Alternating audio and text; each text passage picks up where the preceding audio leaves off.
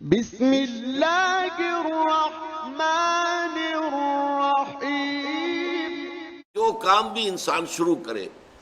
وہ اللہ کے پاک نام سے شروع کرے۔ اللہ کے پاک ناموں میں یہاں پر 3 جمع کیے گئے ہیں، اللہ، رحمان، رحیم۔ چنانچہ اس پہلی نشست میں آج انشاءاللہ انہیں 3 ناموں پر گفتگو ہوگی۔ پہلے یہ بات سمجھ لیجئے کہ اس سے برکت کا حصول بھی مقصود ہے۔ ہم کوئی کام کرنے جا رہے ہوں، بسم اللہ الرحمن الرحیم، گویا کہ ہم نے انووک کیا ہے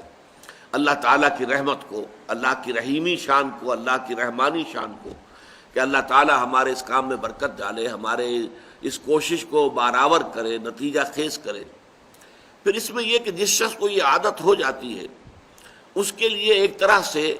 یہ ایک انتباہ بھی بن جاتا ہے کہ کوئی کام شروع کرنے سے پہلے کوئی بھی کام تھا اور اس وقت اس کو شعور نہیں تھا کہ یہ کام جو میں کرنے چلا ہوں جائز بھی ہے کہ نہیں ہے، صحیح بھی ہے کہ نہیں ہے،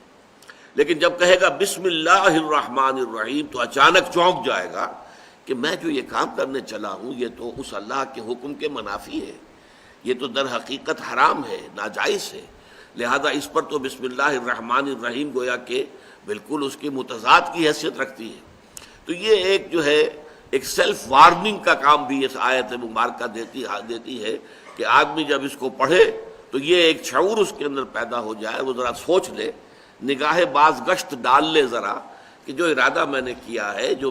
کام کرنے کا میں نے فیصلہ کیا ہے، جس کا میں آغاز کرنے چلا ہوں، وہ صحیح بھی ہے یا نہیں، کہیں غلط تو نہیں، حرام تو نہیں، ناجائز تو نہیں۔ تو اس اعتبار سے ہر کام سے پہلے آیت بسم اللہ کا پڑھنا، ہر نیک کام سے پہلے تو لازماً،